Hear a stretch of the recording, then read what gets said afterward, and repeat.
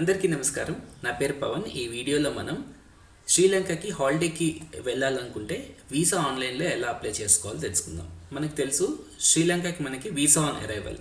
కాబట్టి ముందుగా మనం గూగుల్ ఓపెన్ చేసి ఆన్లైన్లో ఈటీఏ శ్రీలంక అని టైప్ చేయగానే వచ్చిన లింక్స్లో ఫస్ట్ లింక్ eta.gov.lk ఈ లింక్ మీద క్లిక్ చేస్తే వెబ్సైట్ ఓపెన్ అవుతుంది.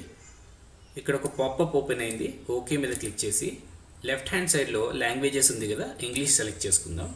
ఇక్కడ మెనూ సెక్షన్లో ఫీ ఎంతనో మీరు చూడాలనుకుంటే ఫీస్ మీద క్లిక్ చేస్తే మీకు ఇక్కడ పూర్తి డీటెయిల్స్ కనిపిస్తుంది. ఫీ ఎంత ఛార్జ్ చేస్తారు, ఏ కంట్రీకి ఎన్ని డేస్ వీసా పర్మిట్కి ఎంత ఛార్జ్ చేస్తారు అనేది మీకు కనిపిస్తుంది.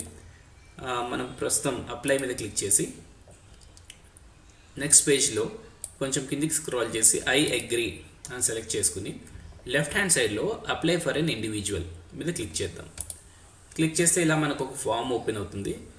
పూర్తి డీటెయిల్స్ పాస్పోర్ట్లో ఉన్నట్టుగా యాజ్ ఇట్ ఈస్ ఇవ్వాల్సి ఉంటుంది. అడ్రస్ వచ్చేసి మనం అక్కడ హోటల్ బుక్ చేసుకుని ఉంటాం కదా, ఆ అడ్రస్ ఇవ్వాల్సి ఉంటుంది.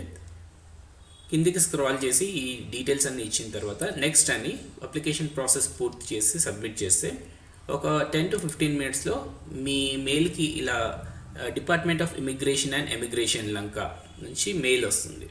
ఈ ఇన్ఫర్మేషన్ మీకు నచ్చినట్టయితే ఛానల్ని సబ్స్క్రైబ్ చేసుకోండి, వీడియోని లైక్ చేయండి. Thank you very much.